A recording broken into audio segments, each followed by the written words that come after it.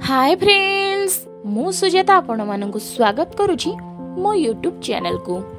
आपण माने जानती आमे प्रत्येक दिन भगवान कर पूजा अर्चना करिथाउ, ताहा घरे हेउ किंबा मंदिर रे। किंतु मनीष मात्रे ही आमे भगवान को पूजा अर्चना करिथाउ। घरे आमे जे पूजा करुछे ओ भगवान को निकट रे आमर दुख जनाऊ जे सही समय रे आमर बहुत किछि जानिबार विषय रहिछि जहा आमे केबे भी जानु नाहु। सेथि पई आजिर विषय रे आमे प्रथमे जानिबा पूजा समय रे प्रथमे धूप जलाई दिया जाए ना दीप लगाइबा आवश्यक। एही दुईटा भितरु आमे प्रथमे केउ कार्य करिबा द्वारा भगवान पूजा स्थली रे विराजमान करंती। तेणु आसंतु एही वीडियोटी को आरंभरू शेष जाए देखिबा, जहा द्वारा आमे जानि परिबा जे पूजा समय रे प्रथमे दीप लगाइबा उचित ना धूप। आम मानक घरे जेहेतु ठाकुर अछंती तेणु आमे सबु बेले पूजा करिथाउ। तेणु एही कथा निहाती भावरे जानी रखंतु जे धूप प्रथमे ना दीप प्रथमे लगा जाए।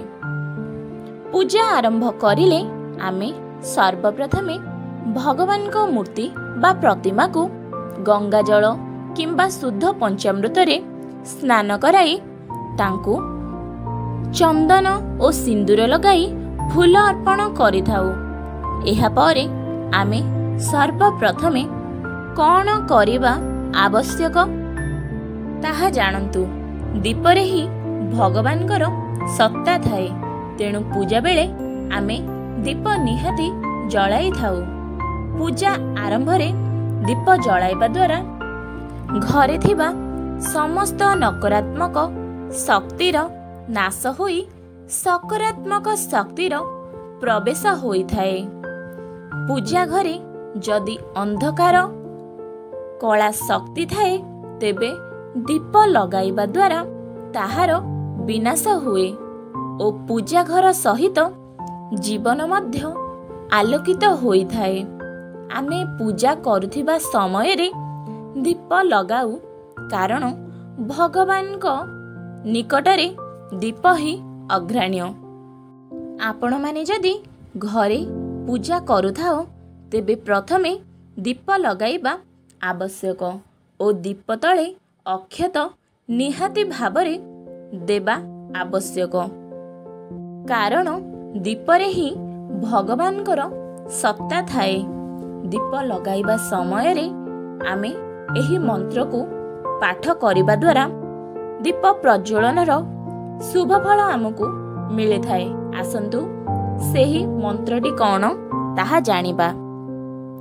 दीप लगाइबा बेले आमे मंत्रटी जपिबा शुभम करोति कल्याणम आरोग्यम धन संपदायम शत्रु वृद्धि विनाशायम दीपम ज्योति नमस्तुते।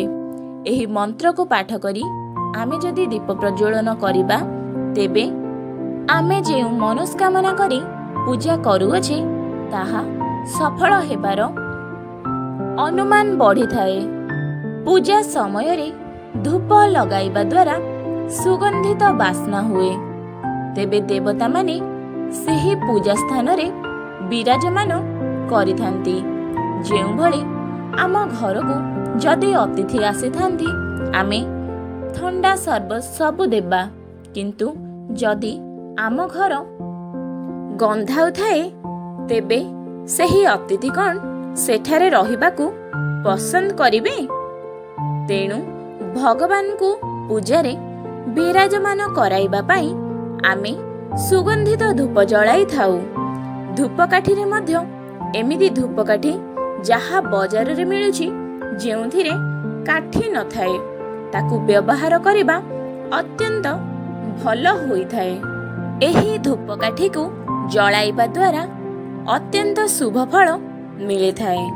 जेउ भली दीप लगाइबा पाई आमे एक स्वतंत्र मंत्र पाठ करिथाउ, सेही परि धूप जलाइबा पाई मध्य ଏକ ମନ୍ତ୍ର ରହିଅଛି।